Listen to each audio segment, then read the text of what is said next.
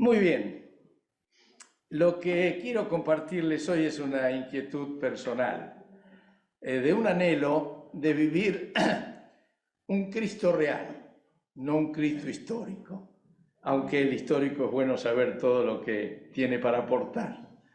Pero el libro de los Hechos y las cartas de Pablo realmente muestran vivencias en una relación con el Señor que exceden lo que yo llamo el conocimiento intelectual o el conocimiento histórico. Y de eso quiero resaltar un poquito esta mañana. Por ejemplo, Hechos 8:26,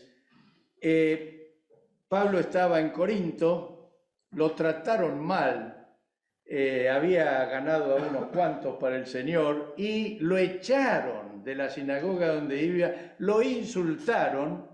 Y yo me imagino que no le debe haber sido muy fácil a Pablo ese recibimiento o esa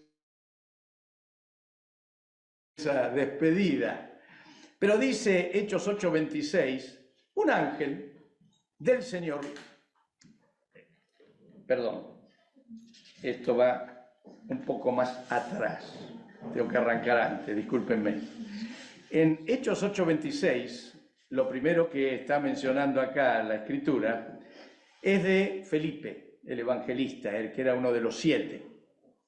Y dice, Hechos 8:26, un ángel del Señor dijo a Felipe, ponte en marcha hacia el sur por el camino del desierto que baja de Jerusalén a Gaza. Felipe no se imaginaría todo el drama que va a haber con Gaza hoy, ¿verdad? Y el versículo 27 agrega, Felipe emprendió viaje. Ahora, Felipe, que estaba de paso por Samaria, predicó y se armó un avivamiento con milagros, con señales. Toda la ciudad quedó conmovida. Y en medio de semejante éxito evangelístico, el Señor le dice, andate a un camino desierto. Y mi pregunta es, ¿cómo discernió este hombre la voz del Señor? Es interesante porque él obedeció inmediatamente a pesar de que estaba siendo el líder que estaba llevando el avivamiento a toda una ciudad. Pero evidentemente su relación con el Señor era tan íntima que aun cuando le decía, deja todo esto y anda a un lugar solitario, obedeció. No sé si entendió todo, pero jamás imagino que Felipe habrá imaginado que a la persona que le habló, porque dice después que el Señor le dice a Felipe, júntate a ese carro. ¿Ven la interacción del Espíritu Santo con el siervo? Él estaba paradito ahí, me imagino, en el camino, diciendo, ¿qué hago yo acá con todo lo que hay para hacer en Samaria? Y el Señor dice, júntate a ese carro.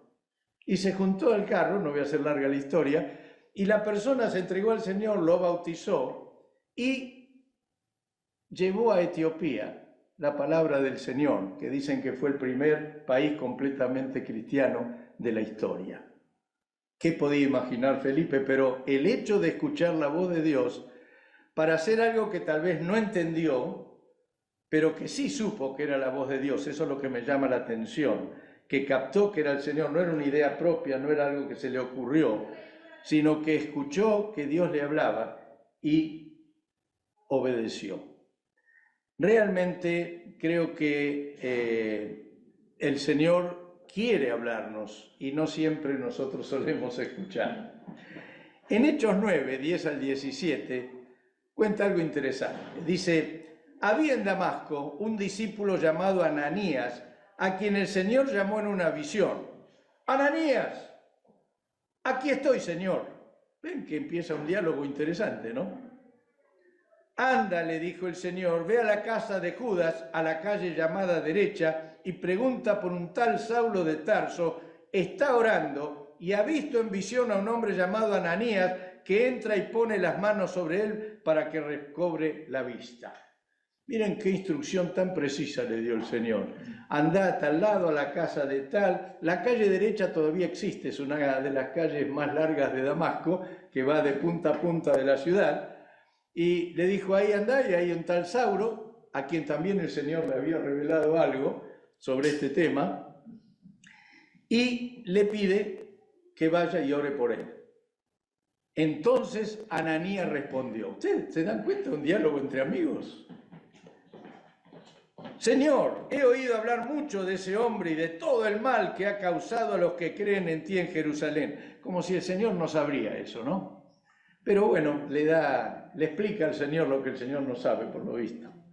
Y ahora lo tenemos aquí autorizado por los jefes de los sacerdotes para llevarse presos a todos los que invocan su nombre. El Señor le respondió sencillito. Le dijo, ve. Insistió el Señor, porque este hombre es mi instrumento elegido para dar a conocer mi nombre tanto a las naciones y a sus reyes como al pueblo de Israel. Yo le mostraré cuánto tendrá que padecer por mi nombre. A esta altura yo me imagino que Ananías tendría los ojos abiertos de una manera.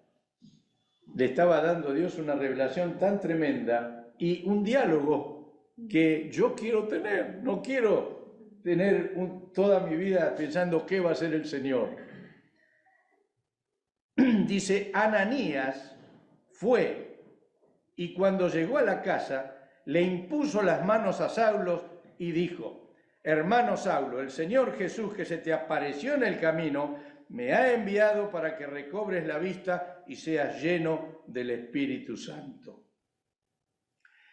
Esto me suena como una conversación entre amigos. Y quisiera que podamos ir pensando que tenemos que llegar al punto de tener con el Señor una relación de amigos tal, donde podamos dialogar. Yo sé que no es fácil, no estoy diciendo mañana salimos de aquí y ya pasa, pero sí que lo anhelemos de todo corazón. Ananías no era un apóstol. Ananías era un hermano o un discípulo fiel de los que había en Damasco. Y evidentemente recibir la orden de ir a buscar al que vino para llevarlo preso, obviamente requirió una confianza en el Señor muy grande. Y además, evidentemente, da a entender que su relación con el Señor no era la relación con el Cristo histórico, no era la relación con lo que le contaron que hizo Jesús mientras estaba en la tierra. Era la relación con un Jesús vivo con el cual él podía comunicarse y aún prácticamente diría conversar. Aleluya. En Hechos 22, cuando Pablo da su testimonio de esta misma situación, agrega algunos datitos sobre Ananías. Dice así, vino a verme, dice Pablo, un tal Ananías, hombre devoto que observaba la ley y a quien respetaban mucho los judíos que allí vivían. Se puso a mi lado y me dijo, hermano Saulo, ya lo trató de hermano, recibe la vista. Qué autoridad, ¿no? Se ve que venía convencido de lo que el Señor le había dicho. Y en aquel mismo instante recobré la vista y pude verlo. Luego dijo, fíjense este Ananías, qué autoridad, con qué autoridad fue, ¿no? El Dios de nuestros antepasados te ha elegido para que conozcas su voluntad y para que veas al justo y oigas las palabras de su boca. Tú le serás testigo ante toda persona de lo que has visto y oído. Le dijo a Pablo cuál era su ministerio. El Señor no se lo dijo directamente. Usó a un discípulo fiel, sencillo, que es la única mención que hay en la Biblia, después no aparece más. Y sin embargo, cómo Dios usó a alguien que tenía comunicación directa con el Cristo vivo. Y sigue diciendo Ananías, y ahora, ¿qué esperas? Levántate y bautízate, lávate de tus pecados invocando su nombre. Mamma mía, lo mandó a Pablo. Y con toda autoridad, ¿qué esperas? Levántate y bautízate, lava tus pecados. Qué interesante realmente. Ananías fue el encargado de transmitir a Pablo cuál era su ministerio por todo lo que restaba de su carrera. Evidentemente, su autoridad no derivaba de su conocimiento, derivaba de su relación con el Señor. Ese tiempo que él estuvo con el Señor le dio la autoridad, porque no venía de parte suya, no venía a hacer lo que le gustaba, no venía a expresar un deseo, venía a expresar la voluntad de Dios. Aleluya. Yo creo que es evidente que este Ananías sabía escuchar, sabía entender, o por lo menos obedecer, aún sin entender. Aleluya. Y también sabía preguntar, porque le dijo: Señor, vos sabés a qué viene. Y Dios le da la respuesta necesaria. Qué interesante, lo mismo que con Felipe. No sé si habrán entendido por qué el Señor los mandaba, pero si yo fuera Ananías,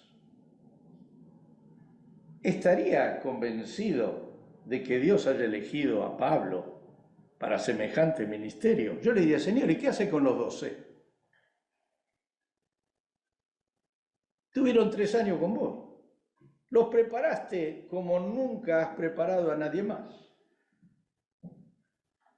Y aparece un perseguidor y me mandás a que ore por él y que le diga que su ministerio es a las naciones y a los reyes de las naciones.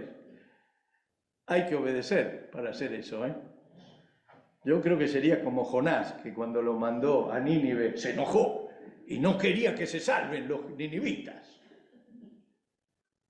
Pero evidentemente Dios ve más allá de lo que nosotros podemos ver. Y si hay algo que haremos bien siempre es obedecer después de escuchar y no simplemente pedirle su bendición después de hacer lo que queremos que suceda. ¿Amén? Ahora, evidentemente Pablo tuvo una experiencia tan fuerte con el Dios vivo que desde su primer encuentro ya tuvo un diálogo con el Señor. En Hechos 9, 3 al 6, dice de Pablo: al acercarse a Damasco, una luz del cielo relampagueó de repente a su alrededor. Él cayó al suelo y oyó una voz que le decía: Saulo, Saulo, ¿por qué me persigues? Y me gusta lo que dice después. Pablo dice: ¿quién eres, Señor? Interesante. Casi como refiriéndose a alguien que vieron cuando te para la policía. Si hice alguna infracción.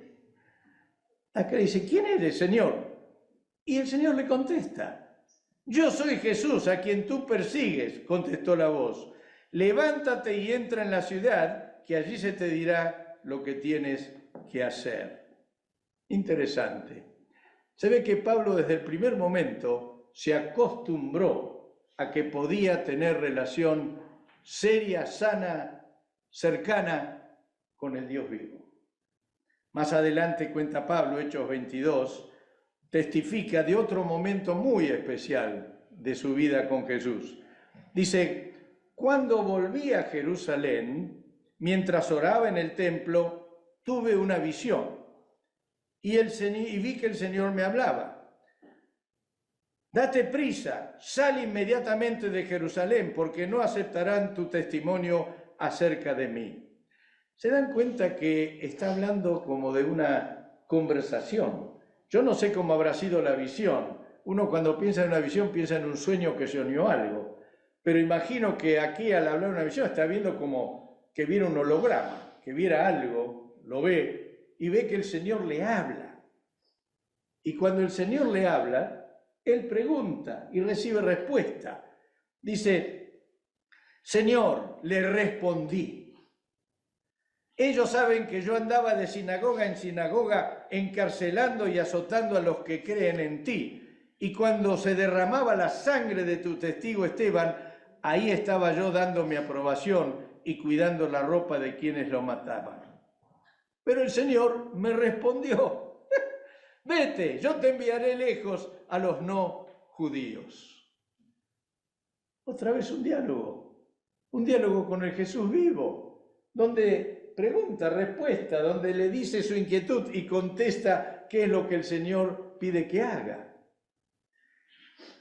Pedro también tuvo experiencias como esa.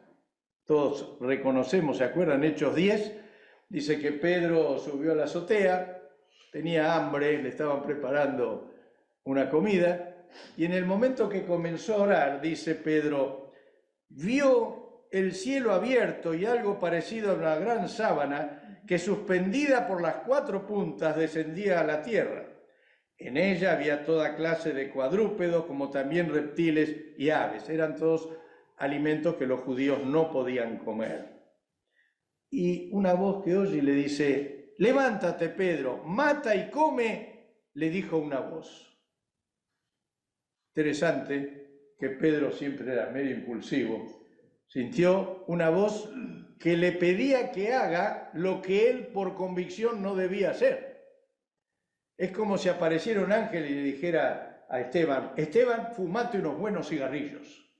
¿Qué haría Esteban? Señor, jamás he fumado. ¿Cómo voy a hacer eso? En mi caso no puedo decir eso. No, pero después de creyente. Okay. Y Pedro le contesta al Señor como si el Señor no entendiera. Le dice, de ninguna manera, Señor, respondió Pedro, jamás he comido nada impuro o inmundo. Tomá. Le dijo al Señor, me estás dando una orden equivocada. Por segunda vez le insistió la voz, lo que Dios ha purificado, tú no lo llames impuro. Y 3 veces tuvo que bajar el lienzo para convencer a Pedro de que era lo que tenía que hacer. Hago un pequeño paréntesis, digo, acá le está pidiendo a Pedro que cambie su estructura mental de todo lo que conocía del pasado teológico y que de golpe tenía que hacer lo que la ley prohibía. No era fácil hacer eso. Así que no es que tuvo que comer nada, es la orden y lo que vio, pero a Pedro se quedó totalmente pensando. Y dice luego, ¿no? Mientras Pedro seguía reflexionando sobre el significado de la visión, el Espíritu, acá no fue una visión, dice, el Espíritu le dijo, mira Simón, lindo diálogo como de amigos, ¿no? 3 hombres te buscan, date prisa, baja y no dudes en ir con ellos porque yo los he enviado. Qué interesante, qué relación amistosa, qué nivel de humildad el de Dios que se pone a nivel nuestro para decirnos las cosas que debemos hacer. ¿No le parecen motivadores estas interacciones, visiones, diálogos entre el Señor y nosotros? ¿Lo habrá puesto el Señor en la Escritura solo para decir lo que pasó en el principio? ¿O querrá que crezcamos lo suficiente para oír su voz más a menudo y tener su dirección más inequívocamente durante toda nuestra vida? Son cosas que yo me estoy preguntando.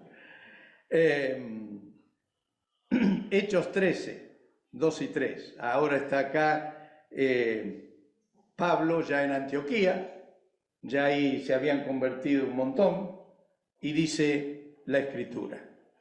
Un día, mientras estaban celebrando el culto al Señor y ayunando, el Espíritu Santo dijo, sepárenme a Bernabé y a Saulo para el trabajo al cual los he llamado. Entonces, después de orar y ayunar, les impusieron las manos y los despidieron.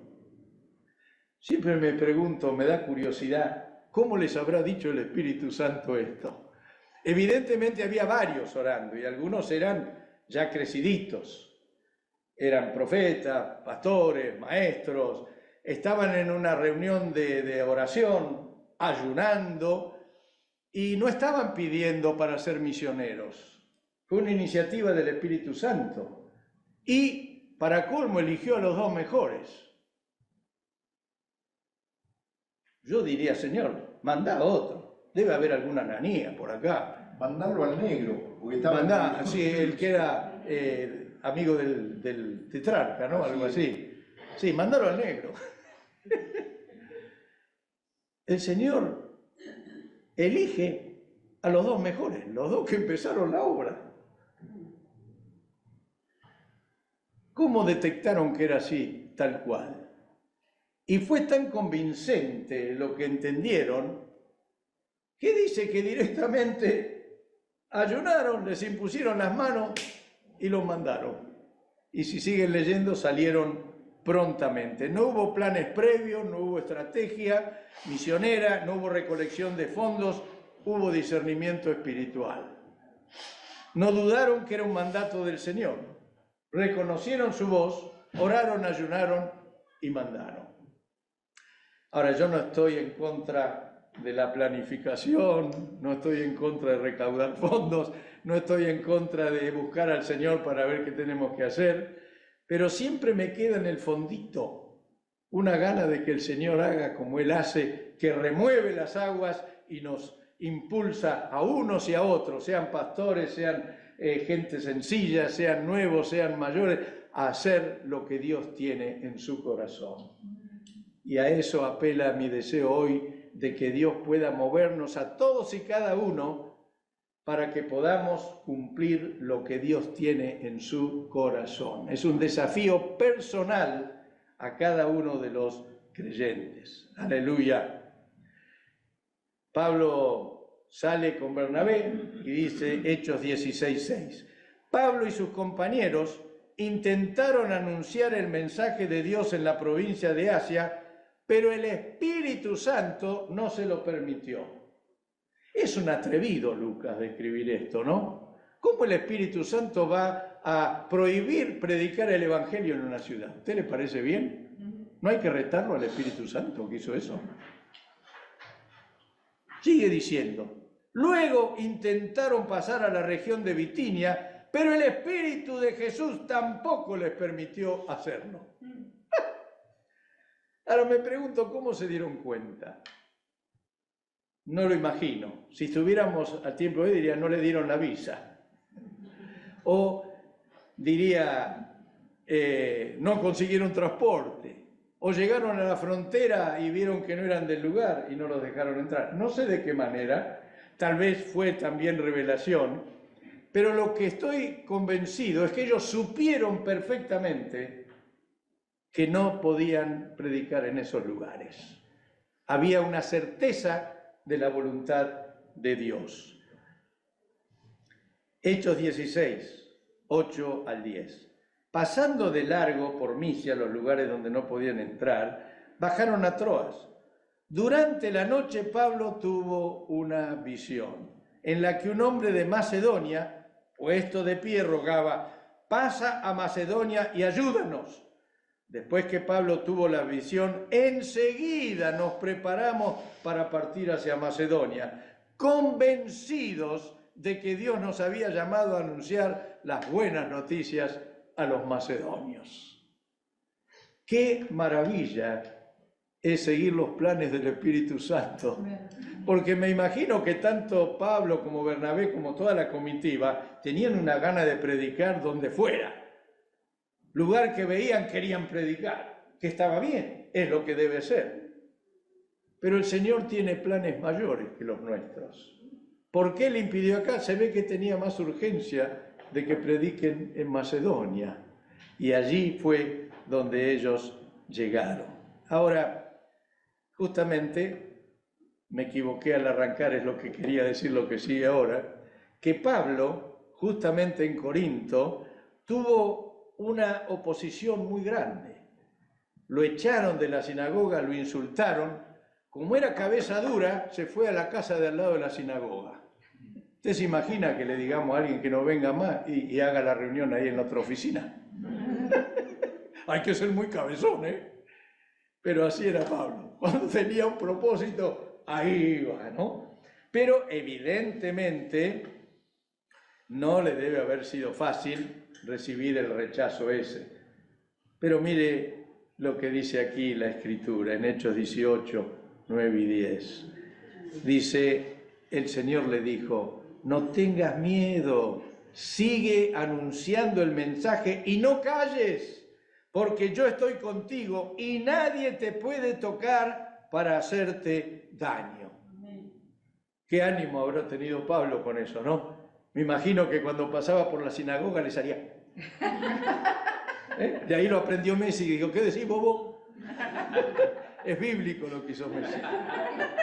Riquelme lo empezó, no Messi. Riquelme lo hizo también. ¿Viste? Son todos bíblicos. Pero ¿sabe cuál fue el resultado de oír la voz de Dios que lo animó? Dice el versículo 11. Así que Pablo se quedó allí 1 año y medio, enseñando entre el pueblo la palabra de Dios. Dios no le hablaba todos los días. Él no se levantaba cada día y decía, a ver, Señor, ¿qué hago hoy? No, recibió una palabra en el momento justo y eso le dio para el año y medio que seguía. Seguramente en otro momento también habrá tenido otros encuentros con el Señor. ¿Cuál es mi reflexión para ir hacia el final? Mi inquietud personal y para todos es la de que nos concienticemos que lo que enseñan las Sagradas Escrituras muestran que la relación con Cristo no es estática. No es una relación donde simplemente conocemos la historia de alguien que vivió y murió, sino que la relación con Cristo es con un ser vivo con el cual podemos tener plena comunión para saber cómo vivir. Conocer a Jesús es diferente que conocer a Moisés, a David y a cualquier personaje del Antiguo o del Nuevo Testamento. De todos esos personajes, conocemos su historia y nos hace bien. Nos viene bien conocer la historia. ¿Quién no lee los Salmos y se llena de alegría? Pero conocer a Jesús, por supuesto, incluye conocer la historia de Jesús, pero no seguimos la historia para vivir, aprendemos de ella, sino que seguimos a un Dios vivo, a quien tenemos que escuchar para ver cómo debe ser nuestra vida y cómo cumplir su buena voluntad. Creo que este es el gran desafío, porque no debemos limitarnos a conocer la historia. Tenemos que vivir una relación. Yo no me imagino tener una relación con mi esposa donde cada uno viva en un país distinto y digamos, qué lindo era. A ver, ¿qué hicimos con Raquel hace 2 años? ¿Y cuándo nos conocimos? Y simplemente recordaríamos todas las vivencias que hemos tenido, pero cada uno vive en distinto país sin tener relación, solamente recordando la historia. No sería realmente un matrimonio, ¿verdad? Qué distinto es cuando vivimos juntos y cada día podemos decir, ¿qué vamos a comer hoy? Hoy todos los días vos preguntás qué vamos a comer. ¿Por qué te pusiste esa camisa? No te queda bien. Otra vez, a mí me gusta. No, ponete otra que te queda mejor. Eso se llama convivencia, se llama relación, se llama estar juntos, se llama escucharnos. Pues así tiene que ser nuestra vida con el Señor Jesús. Aleluya. Quiero mencionar que en lo personal, yo recibí el bautismo en el Espíritu Santo, hablé en lengua, pasé días embelesado, tuve una vez que decirle al Señor, ¡basta, basta!, porque sentía que se me iba a reventar el pecho de su presencia. Creo también que tuve momentos en mi corazón y en mi espíritu donde rebosé de esa presencia que me dura para todo el camino, porque creo que hasta el día de hoy me dura todo eso. También recibí consuelo cuando tuve situaciones que no pensé que alguna vez iba a vivir y que eran irreparables. Yo tengo un profundo agradecimiento al Señor por todo lo vivido, por todo lo que hizo, por todo lo que me habló, por todo lo que viví desde mi conversión. Pero, aquí está el pero para hoy, admito que estas experiencias no son frecuentes ni diarias y que sí siento la necesidad de una relación con el Señor de un modo tan real y tan cercano como señalan las Escrituras. Tengo que decidir si eso está puesto ahí porque era el inicio de la iglesia primitiva y había que aventar la obra, o está puesto ahí como creo, para que entendamos cuál debe ser nuestra relación con un Cristo vivo. Amén. Y mi deseo sincero es que todos ustedes hagan un balance en su vida y se pregunten sobre esta cuestión, un balance propio, sobre cómo está esa relación. Que no estoy hablando de pecado, estoy hablando de si es una relación estática, donde sencillamente vamos transitando, haciendo todo lo bien que podemos en la vida, o hay una relación donde sabemos qué quiere Dios, qué espera, hacia dónde ir. Yo reconozco que necesito mucho más de esa respuesta, de ese diálogo con el Señor. Creo que todas las experiencias que hemos leído son evidencias de hermanos cuyas vidas realmente dejan fluir la presencia de Cristo. Podría hacer referencia a varios hombres de la historia que han vivido momentos tan especiales con el Señor que los podían poner en una hoguera y seguían alabando al Señor. Una relación con un Cristo vivo.